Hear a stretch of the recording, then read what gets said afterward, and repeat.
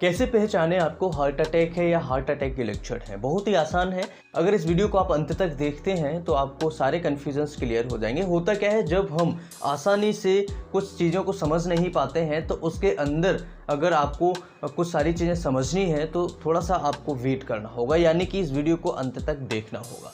अगर किसी पेशेंट को बैठे बैठे समस्या होने लगे, जैसे छाती में दर्द होना, पसीना आना, घबराहट, बेचैनी होना, उल्टी जैसी इच्छा होना, बहुत ज़्यादा पसीना आना, अगर यही सिचुएशन किसी व्यक्ति को थोड़ा बहुत काम करने पे होता है, जैसे कि थोड़ा बहुत चलने फिरने पे, थोड़ा बहुत एक्सरसाइज करने पे, या फिर हल्का फुल्का उसको कहीं काम करने जाना है, ऐसी सिचुएशन में थोड़ा बहुत काम करने पर, थोड़ा बहुत चलने फिरने पर, या फिर हल्की फुल्की सीढ़ियाँ चढ़ने पर भी उस मरीज को पसीना आने लगता है, घबराहट, बेचैनी होने लगती है, या फिर कई ऐसे पेशेंट्स होते हैं जिनको उल्टी जैसी इच्छा होने लगती है, कई ऐसे पेशेंट्स होते हैं जिनको चेस्ट में दर्द होने लगता है, तो इस सिचुएशन में आप सभी को ध्यान रखना होगा। ये एक ऐसी कंडीशन होती है जिसे हम एंजाइना कहते हैं। एंजाइना यानी कि ब्लड सप्लाई आपकी कम हो रही है हार्ट के लिए।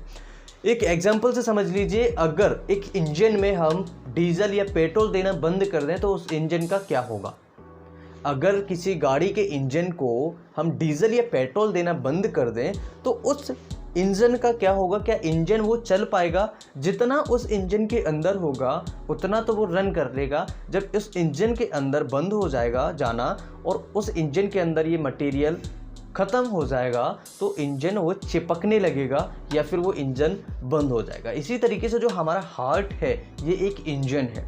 इस हार्ट को अगर हम ब्लड सप्लाई देना बंद कर दें, जो खून की नली है, जो खून हार्ट के लिए ही जा रहा है, अगर वही बंद हो जाएगा तो हमें क्या होगा, घबराहट, बेचैनी, पसीना पसीना आना, उल्टी जैसी इच्छा होना, चेस्ट में की तरफ में दर्द होना, यानी कि बाएं छाती में दर्द होना। इस तरह के सिम्टम्स अगर किसी को मरीज को आते हैं तो ये सिम्टम्स होते हैं एंजाइना के। अगर यही सिम्टम्स किसी मरीज को बैठे बैठे होने लगे, यानी कि पेशेंट आसान तरीके से बैठा है, एक नॉर्मल चेयर पर बैठा है या नॉर्मल तरीके से बैठा है, उस मरीज को अगर यही सिम्टम्स आने लगे अचानक से तो उस पेशेंट को तुरंत हॉस्पिटलाइज कर दें। हॉस्पिटलाइज यानी कि उस मरीज को हॉस्पिटल ले जाएं। अगर किसी व्यक्ति को बैठे बैठे घबराहट, बेचैनी, पसीना बहुत ज़्यादा आना, उल्टी जैसी इच्छा होना, छाती में दर्द होना और घुटन होना, ये सिम्टम्स किसी मरीज को मिलते हैं तो तुरंत उसे हॉस्पिटल लेकर जाएं।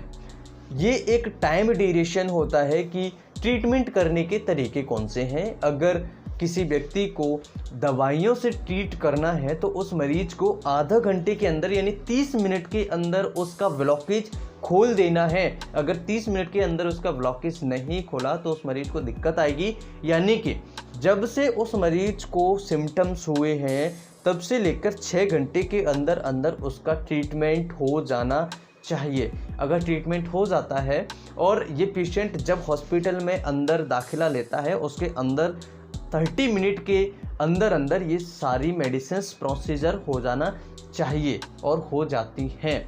अगर हम बात करें एंजियोप्लास्टी, एंजियोग्राफी के बारे में, तो ये इसके लिए करीबन 90 मिनट्स का टाइम लगता है, यानी 90 मिनट का टाइम लगता है। जैसे कि पेशेंट एंटर हुआ हॉस्पिटल में तो उसे कम से कम 90 मिनट का टाइम लगेगा, तब जाकर के ये एंजियोग्राफी, एंजियोप्लास्टी पॉसिबल हो पाती है।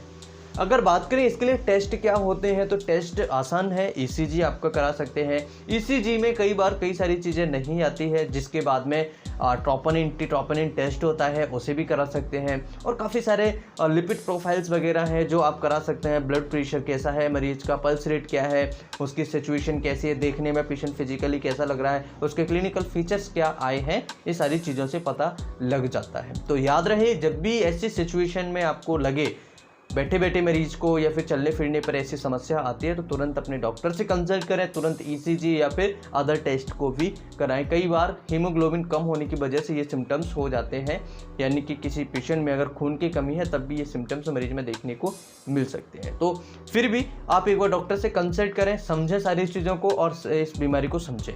आज की इस वीडियो में हमने बहुत आसान तरीके से समझ लिया है हार्ट अटैक के लक्षण क्या होते हैं और एंजाइना क्या होता है। फिर मिलेंगे इसी तरह किसी नई वीडियो में। चैनल पर नए हैं, चैनल को सब्सक्राइब करें, कमेंट करें और अगर आपने वीडियो को लाइक नहीं किया तो लाइक करें। फिर मिलेंगे इसी तरह की नई वीडियो में, तब तक के लिए नमस्कार, जय हिंद।